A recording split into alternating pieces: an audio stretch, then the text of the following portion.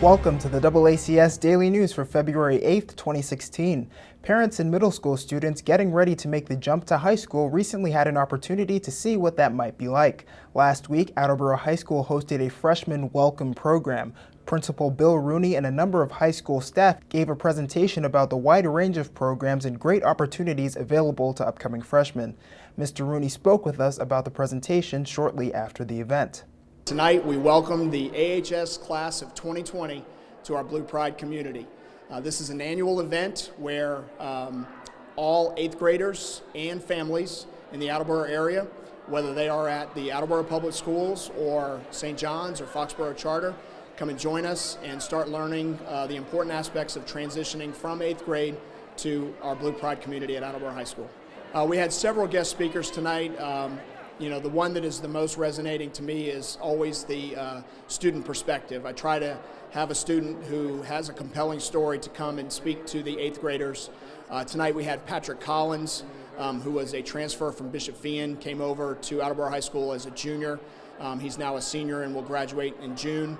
And he just talked about the amazing transformation that has taken place in the time that he's come and joined us. We also had speeches from our assistant principals, Gene Hickox and Ann Montagano, about the house system, guidance services, and the course selection process.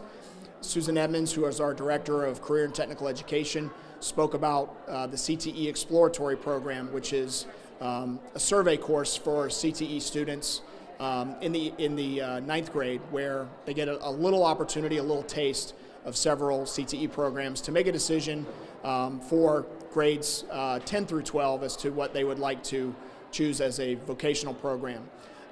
Mark Houle, our athletic director, came and spoke about fall sports tryouts, which will be here before we know it. And we also had our guidance coordinator, Julie Little, talk about the different ways that transition needs to start happening as soon as possible.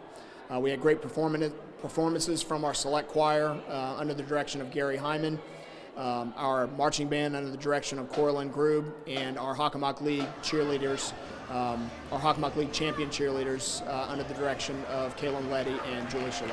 I think that the transition from middle school to high school is one of the ones that is the most difficult. Generally speaking, you're going from a school that is much smaller than what any high school would be. And so you have a bigger physical plant, you have a significantly larger number of students, completely different environment, different expectations in terms of the amount of homework that has to be done. And because of the fact that there are so many offerings to be able to get involved in, whether it's athletics, theater, music, clubs, student government, there has to be a balance that has to take place as well. And that's a difficult transition to make. There's a lot of apprehension and anxiety with changing from middle school to high school.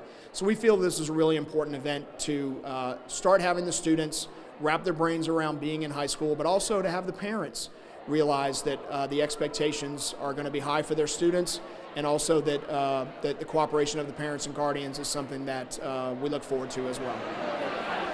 That's it for today's update. For DoubleACS News, I'm Austin Ricketts.